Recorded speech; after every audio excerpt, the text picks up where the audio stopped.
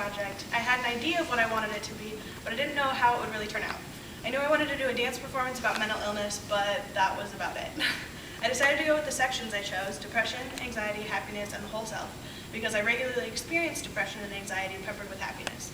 I researched depression, anxiety disorders, bipolar disorder, and related mental illnesses.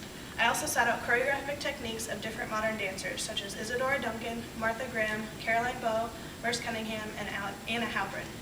I read about them, read things they had written, watched videos of them dancing, watched videos of their choreography interpreted by others, and I learned a lot.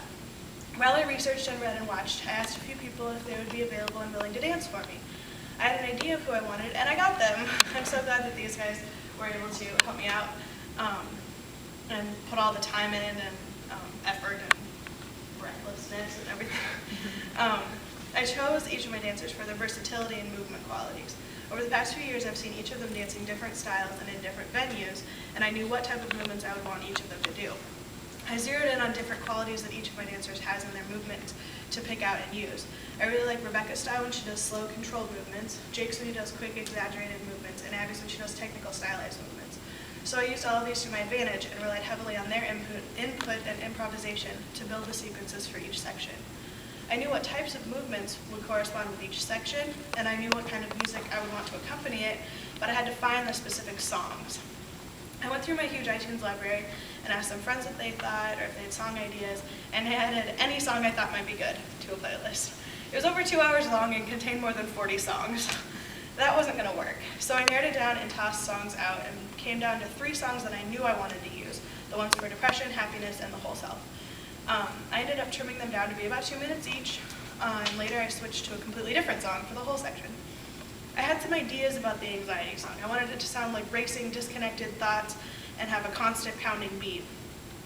This was the perfect place to stick all the songs I couldn't bring myself to throw out of my giant playlist. So I compiled them all together, choosing 2 songs to play for the entire duration and overlaying 16 clips from about 10 other songs. Then I cut out sections to make it shorter, and I finally came up with a song we actually used. As we began rehearsals and started to suss out the choreography, I was thinking about what they would wear for the performance.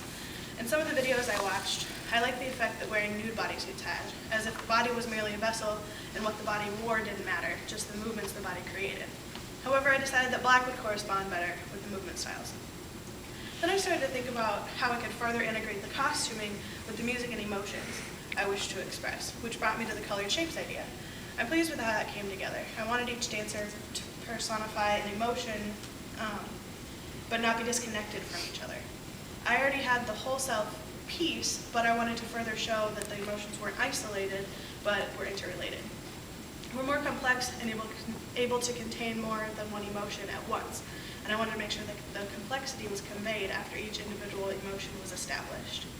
As with many creative endeavors, this project has changed quite a bit as it progressed. I got input from Cindy on countless occasions, from my dancers at rehearsals. If there was something I couldn't decide, I asked anyone who would listen to me for ideas. It has been a lot of work to put together, and I've enjoyed almost every minute.